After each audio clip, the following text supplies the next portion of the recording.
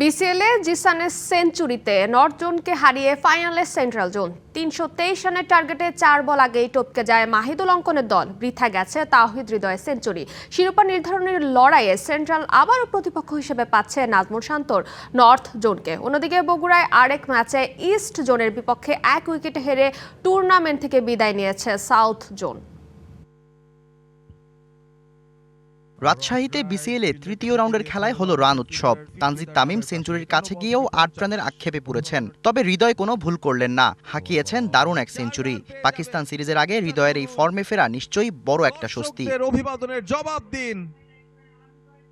Century পেয়ে গেছেন তাওহিদ। সাব্বির রহমানও কম যাননি, জানান দিয়েছেন এখনও ফুরিয়ে যাননি। ৫১ বলে ৭৩ রানের ঝোড়ো ইনিংস সাব্বিরের ব্যাটে, তাতেই স্কোরবোর্ডে ৩২২ রানের বিশাল পুঁজি পায় নর্থ জোন। জবাব দিতে নেমে দিনের আলো কেড়ে নিয়েছেন জিসান আলম।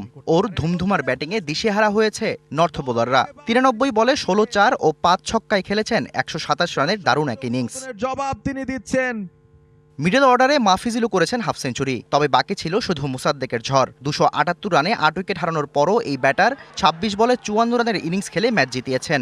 আগামী মঙ্গলবার এই নর্থ জোনের বিপক্ষেই শিরোপা নির্ধারণী লড়াইয়ে নামবে সেন্ট্রাল জোন। অন্যদিকে বগুড়ায় লো স্কোরিং ম্যাচে জয় পেয়েছে ইস্ট জোন, আর এই ম্যাচের নায়ক টাইগার পেসার হাসান মাহমুদ। বল হাতে ৩ উইকেট পেলেও নজরটা বেশি কেড়েছেন ব্যাটিংয়ে। ১৪১ রানে ৯ উইকেট হারিয়ে যখন দল খাদের কিনারায়, সেখান থেকে ৩৫ রানের ইনিংস খেলে দলকে জিতিয়েছেন।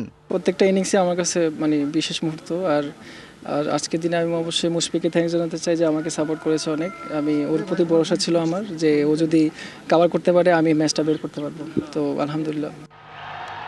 Shahriar Hossain, DBC news desk.